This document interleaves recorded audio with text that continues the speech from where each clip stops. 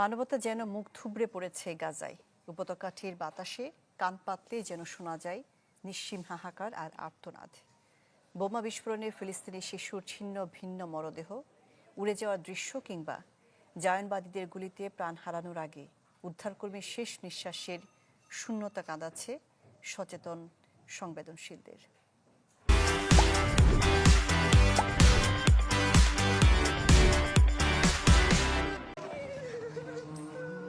ইসরায়েলের ছোড়া শক্তিশালী বোমায় গাজার আকাশে উঠছে ফিলিস্তিনি শিশুদের মরদেহ। মর্মান্তিক এই দৃশ্যই বলে দিচ্ছে কতটা নির্মম ও বর্বর হত্যাযজ্ঞ চলছে ফিলিস্তিনে। নিষ্ঠুরতা, নির্মমতা কিংবা বর্বরতা সব শব্দই ফিকে এই ভয়াবহ দৃশ্যের কাছে। গাজায় এমন ভয়াবহতা হরহামেশাই দেখছেন সাংবাদিকরা। তাদের মধ্যেই একজন মোহতাসেম আহমেদ দালাউল।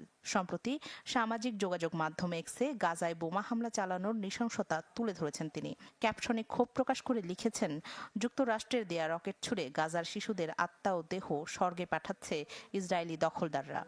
দালাউলের সেই পোস্টে উঠেছে ইসরায়েলের বিরুদ্ধে নিন্দার ঝড়। গাজাবাসীদের ভয়ঙ্কর সময়ের কথা মনে করে শিউরে উঠছেন অনেকেই। এসবের মাঝে রেড ক্রিসেন্টের প্রকাশ করা ভিডিওতে সাড়া পড়েছে বিশ্বে। গাজার একটি গণকবরে পাওয়া এক প্যারামেডিকের মোবাইল ফোন থেকে ভিডিওটি রেড ক্রিসেন্টের হাতে এসেছে, যাতে প্রকাশ পেয়েছে গাজায় জরুরি সেবায় নিয়োজিত 15 জন নিরস্ত্র কর্মীকে ইসরায়েলি সেনারা কিভাবে গুলি করে হত্যা করেছিল সেই দৃশ্য। সেদিন রেড ক্রিসেন্টের একটি অ্যাম্বুলেন্স, জাতিসংঘের একটি গাড়ি ও গাজার সিভিল ডিফেন্সের একটি অগ্নি নির্বাপক ট্রাকের বহরে নির্বিচারে গুলি চালায় জায়নবাদী সেনারা। সে সময় গাড়িবহরে হামাস যোদ্ধা থাকার দাবি করেছিল তারা, তবে এবার সেই হত্যাকাণ্ডে নিজেদের ভুল স্বীকার করে বিবৃতি দিয়েছে আইডিএফ। জাতিসংঘের তথ্য মতে প্রায় 18 মাসে 15,000 শিশুকে হত্যা করেছে ইসরায়েল।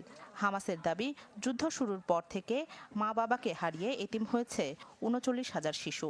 ইউএনআরডব্লিউ এর তথ্য বলছে, ইসরায়েলি বোমাবর্ষণে বর্তমানে গাজা উপত্যকায় প্রায় 90% মানুষই গৃহহীন, যার মধ্যে রয়েছে বহু শিশু, যারা অবরুদ্ধ ছিটমহলে প্রতিনিয়ত দিন কাটাচ্ছে প্রাণহানির ভয়াবহতা ও আতঙ্কের মধ্য দিয়ে।